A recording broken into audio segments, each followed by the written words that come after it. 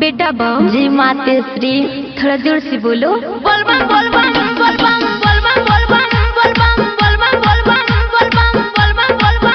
तो जब से आया है सावन भौजी का लड़का बोले ला खाली बोल बम बोल बम बोल बम बोल बम बोल बम बोल बम बोल बम बोल बम बोल बम बोल बम। तो जब से आया है सावन भौजी का लड़का बोले ला खाली बोल बम बोल बम बोल बम बोल बम बोल बम बोल बम बोल बम बोल बम बोल बम बोल बम।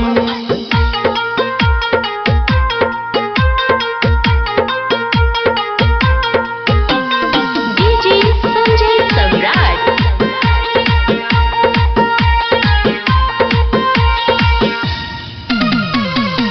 मानते हैं भोले जी का महिमा है न्यारी, दुख संकट हर लेते हैं शंभु त्रिपुरारी।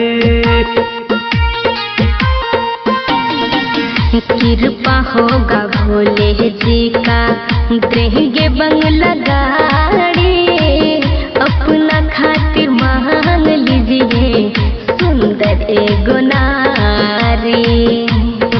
तो देखो डमरू बजा है डमडम।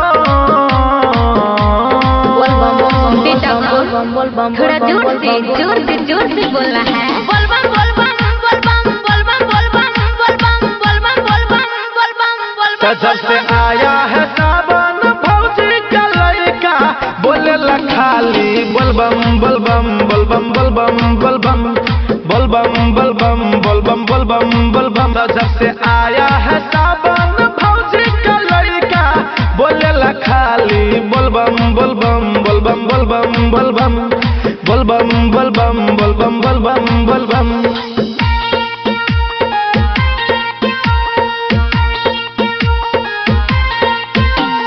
डीजे संजय सम्राट।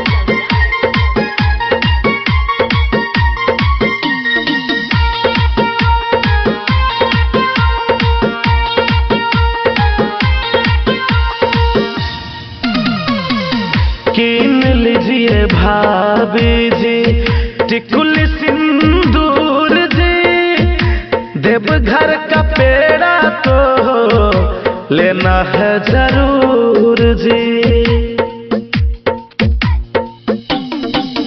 सन्नू नवल थोड़ा चेंज लेके आइए, नहीं तो कौशल जी से ऑनलाइन डलवाइए।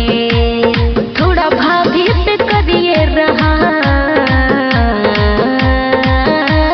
बोल बम बोल बम बोल बम बोल बम बोल बम बोल बम बोल बम बोल बम बोल बम बोल बम। तो जब से आया है सावन भौजी का लड़का बोले ला खाली बोल बम बोल बम बोल बम बोल बम बोल बम बोल बम बोल बम बोल बम बोल बम बोल बम। तो जब से आया है सावन भौजी का लड़का बोले ला खाली बोल बम बोल बम बोल बम बोल बम बोल बम बोल बम बोल बम बोल बम बोल बम बोल बम।